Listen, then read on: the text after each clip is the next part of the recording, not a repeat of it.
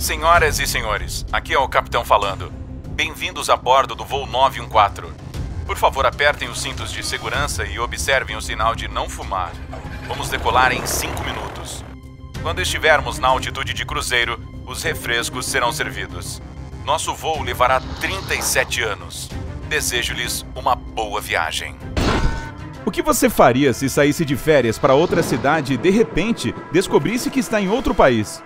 Eu acho que as pessoas mais aventureiras até curtiriam uma mudança de planos dessas, mas a maioria de nós ficaria confusa. De qualquer forma, eu aposto que mesmo o mais destemido dos aventureiros levantaria uma sobrancelha se soubesse que voaria por quase meio século. Em 2 de julho de 1955, o voo partiu de Nova York para Miami, na Flórida. Era um belo dia de sol e 57 passageiros a bordo do avião estavam ansiosos para ver as praias quentes e palmeiras da Flórida. O avião decolou sem problemas, mas 3 horas depois, quando já deveria ter pousado no aeroporto de destino, não estava em lugar algum. Os radares da torre de controle em Miami não mostraram nenhuma aeronave se aproximando e nenhum sinal de socorro foi recebido. Quando o controle de tráfego aéreo entrou em contato com a torre de Nova York, eles receberam uma resposta desconcertante. O voo 914 desapareceu dos radares no ar. Tudo indicava que o avião estava perdido. Além de ter desaparecido dos radares, o controle de tráfego aéreo não conseguia comunicação com os pilotos pelo rádio. O DC-4 simplesmente desapareceu no ar, sem deixar vestígios. A investigação foi iniciada imediatamente. A rota de voo sobrevoava uma parte do Oceano Atlântico e parecia que a única explicação para o seu desaparecimento foi que houvesse caído em algum lugar ao longo do caminho. Equipes de resgate foram mobilizadas. A guarda costeira examinou as águas, mas sem sucesso. Nenhuma única parte do avião foi encontrada. Os investigadores só puderam encolher os ombros, consternados. 61 pessoas, passageiros mais a tripulação, apenas desapareceram no ar, junto com uma enorme máquina voadora. Eventualmente, embora o caso nunca tenha sido realmente resolvido, houve uma declaração oficial de que o avião havia caído, tirando a vida de todos a bordo. Mas, apesar das inúmeras e compreensíveis perguntas dos parentes enlutados, ninguém podia dizer o que realmente acontecera com o voo 914. Até 37 anos depois, pelo menos. Mudança de cena. Estamos em 9 de setembro de 1992, em Caracas, na Venezuela. É um dia perfeitamente normal para Juan de la Corte, controlador de tráfego aéreo no aeroporto de Caracas. Ele chegou ao trabalho, tomou um café e se concentrou, observando os voos. Ele estava fazendo alguns pequenos comentários sobre um voo em andamento quando algo estranho aconteceu. Aparentemente, do nada, um novo ponto apareceu no radar. Era como se uma aeronave tivesse surgido do nada, ou como se tivesse saído do radar e agora decidido aparecer. De qualquer maneira, era algo estranho de se ver perto de um aeroporto civil, e de la Corte checou as leituras várias vezes, pensando a princípio que se tratasse de um erro. Não era erro, no entanto. As leituras estavam corretas, e logo ele e seus colegas puderam ver com seus próprios olhos. Em menos de 10 minutos, a aeronave apareceu no campo de visão.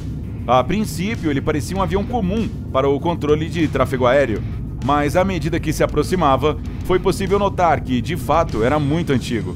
Um avião de passageiros DC-4 McDonnell Douglas, ainda com propulsores em vez de turbinas modernas. Esses aviões ainda estavam em uso, mas, como eram obsoletos, foram substituídos por outros mais contemporâneos. Mas esse não foi nem o começo da história.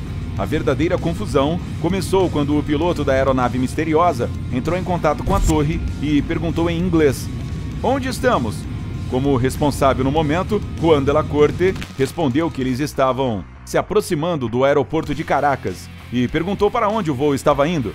Houve uma pausa do outro lado e então o piloto respondeu: "Somos o voo 914 da Pan Am de Nova York a Miami, na Flórida, com uma tripulação de 4 pessoas e 57 passageiros a bordo." Isso pegou o controle de tráfego completamente desprevenido. O que um voo da Pan Am estava fazendo a 1.100 milhas de distância do seu ponto de destino? E como ele chegou lá?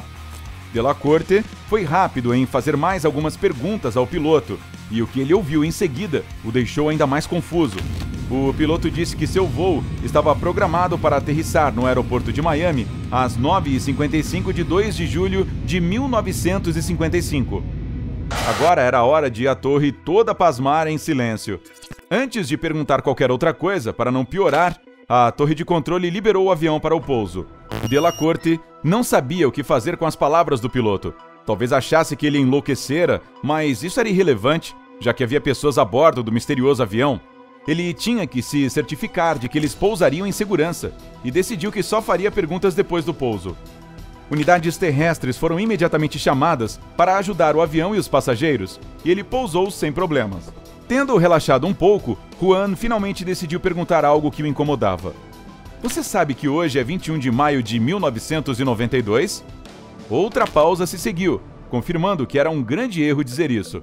Quando a equipe em terra se aproximou do avião, a voz confusa do piloto no rádio disse: "Do que você está falando?" Quando Delacorte ouviu isso, ele sabia que teria que ordenar aos seguranças que fossem até o avião e escoltassem os passageiros e a tripulação. No entanto, como eles estavam se movendo em direção à aeronave, o piloto fez algo que ninguém esperava. Juan ouviu a voz em pânico do capitão do voo dizendo: "Não, fiquem longe, estamos levantando o voo agora." E, de fato, ele ligou os motores novamente e, sem esperar pela autorização de decolagem, taxiou o avião até a pista. Juan tentou pelo rádio, dizendo que ele estava criando uma situação perigosa, mas o piloto não respondeu. Ele simplesmente dirigiu pela pista, acelerou e decolou. Por algum tempo, o avião pôde ser visto no ar, depois apenas como um ponto no radar. E então, ele desapareceu novamente. Nenhuma palavra poderia descrever o choque em que Juan Delacorte e seus colegas da torre de controle aéreo estavam. Eles tinham acabado de ver um velho avião aparecer do nada, o piloto dizer que estava indo para Miami, e antes que pudessem fazer alguma coisa, a aeronave voou para longe novamente, apenas para desaparecer no ar, como se fosse uma alucinação coletiva. Nenhum vestígio daquele avião foi encontrado novamente, e até hoje, ninguém consegue explicar o que aconteceu naquela manhã em Caracas. Respire fundo. Isso cheira mal, né? Devo dizer, no entanto, que há muita controvérsia sobre a credibilidade desse evento. Em 1985, um tabloide chamado Weekly World News foi o primeiro a cobrir essa história. E sim, eu acabei de dizer 1985, 7 anos antes da versão mais popular aparecer. Mais tarde, o mesmo jornal recontou a história mais 2 vezes, apenas com outros detalhes, e com 1992 como a data em que uma aeronave que viaja no tempo teria aparecido no futuro. A foto de Juan Delacorte, o controlador de tráfego aéreo em Caracas, também diferia da original de 1985. Então, a história foi amplamente anunciada como falsa e se tornou uma espécie de lenda urbana. No entanto, a lenda ainda vive e muitas fontes a recriam à sua maneira. Algumas até chegam a dizer que os passageiros do avião acabaram voltando para suas casas e, estranhamente, nenhum deles parecia um dia mais velho do que 37 anos antes, enquanto todas as outras pessoas envelheciam a um ritmo humano. Dizem que os médicos examinaram o piloto, a tripulação e os passageiros, mas não conseguiram encontrar nada fora do comum. As pessoas estavam saudáveis. Essa parte não parece nem mesmo remotamente confiável, porque nenhuma evidência sólida pôde ser encontrada de 61 pessoas retornando de um voo que levou décadas. Quero dizer, vamos lá, os lanchinhos não teriam acabado? Uma coisa que continua aparecendo na internet e despertando o interesse de entusiastas paranormais. Se trata de um pequeno calendário de bolso que, de alguma forma, foi deixado na pista do aeroporto de Caracas quando o famoso avião decolou. Esse calendário é de 1955 e supostamente continua sendo o único artefato remanescente desse estranho encontro. Ainda há pessoas que afirmam que o calendário é real, mas, mais uma vez, não há prova de sua existência. Ah, bem, quem sabe talvez seja apenas um conto de fadas, uma lenda urbana de fato.